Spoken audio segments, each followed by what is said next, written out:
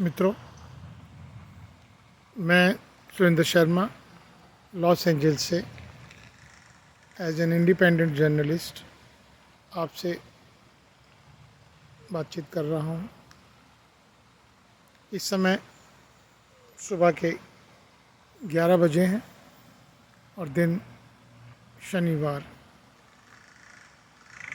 भारतवर्ष में इस समय रात के 12:30 बज रहे हैं और दिन शनिवार समाप्त होने जा रहा है और संडे की शुरुआत हो चुकी है। यहाँ मेरे अब कुछ चंद ही दिन बाकी बचे हैं, जो कि लगभग 12 या 13 दिन, और मैं शीघ्र ही आपके साथ भारतवर्ष में मुलाकात करूंगा।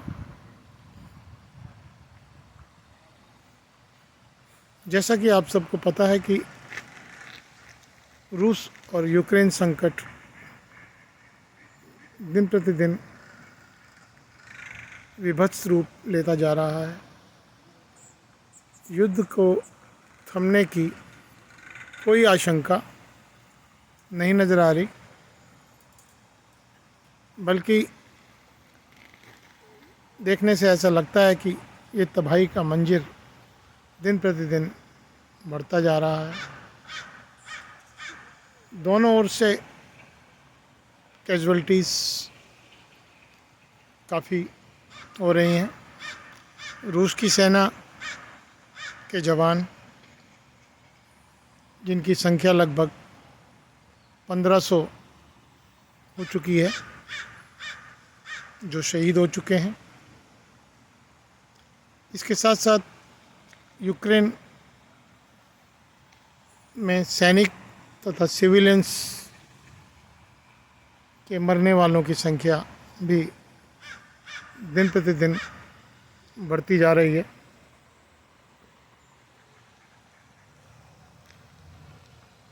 हालात को देख के ऐसा लगता है कि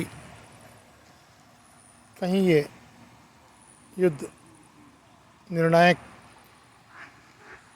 साबित ना हो जाए, क्योंकि रूस अपनी जिद पे अड़ा है और यूक्रेन है कि वो झुकने को तैयार नहीं है।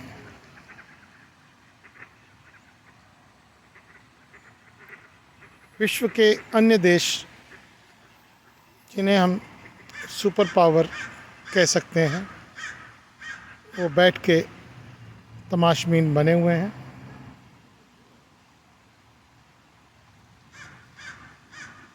बल्कि आग में घी डालने का काम हो रहा है। वो ये कहते हैं कि हम सैन्य सहायता नहीं देंगे, अर्थात हमारे सैनिक यूक्रेन में जाकर नहीं लड़ेंगे, लेकिन युद्ध की सामग्री, चाहे वो लड़ाकू जहाज़ हों, मिसाइल्स हों तथा अन्य वस्तुएं हों, वो हम देने को तैयार हैं और वो दे भी रहे हैं। तो ये तो सरासर आग में घी डालने वाली स्थिति हो रही है।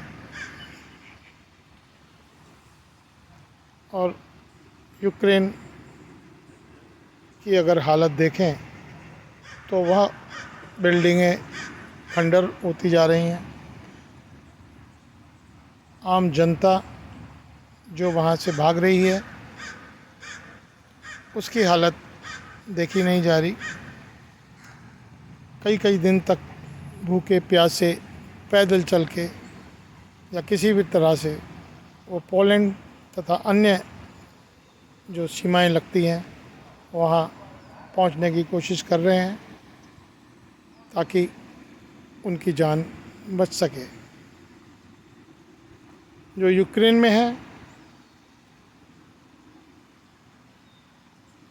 खासकर पुरुषों को वहाँ से निकलने नहीं दिया गया है और उनसे कहा जा रहा है कि वो युद्ध की ट्रेनिंग लें और रूसी सैनिकों से लड़ाई करें। चेरनोबिल पे रूस की सेनाओं का कब्जा हो चुका है, लेकिन अभी कोई उस प्लांट को क्षति नहीं पहुंचाई गई है।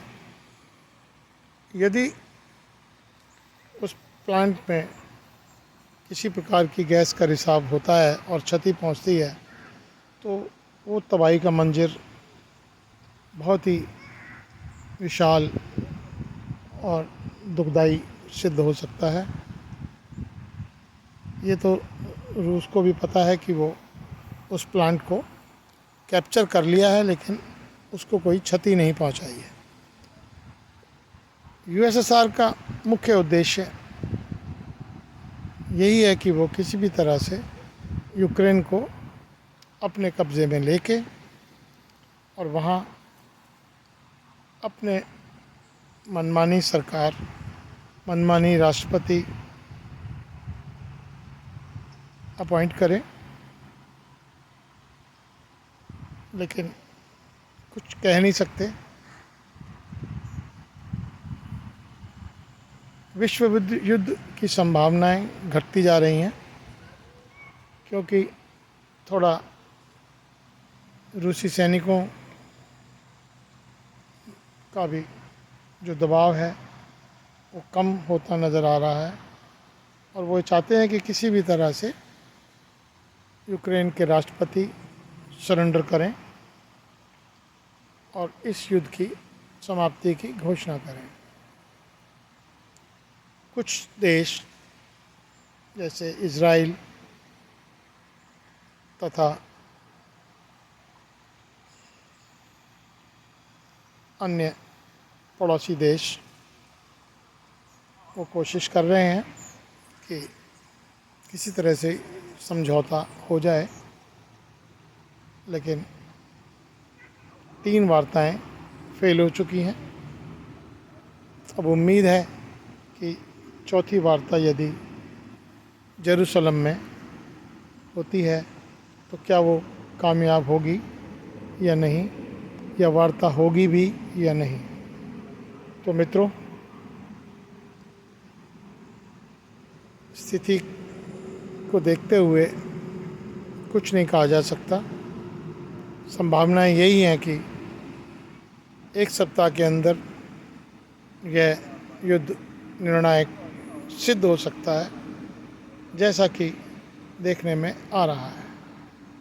मैं सुरेंद्र शर्मा, लॉस एंजल्स से इंडिपेंडेंट जर्नलिस्ट, अपने विचार आपके सामने रख रहा हूँ। शेष कल। जय भारत।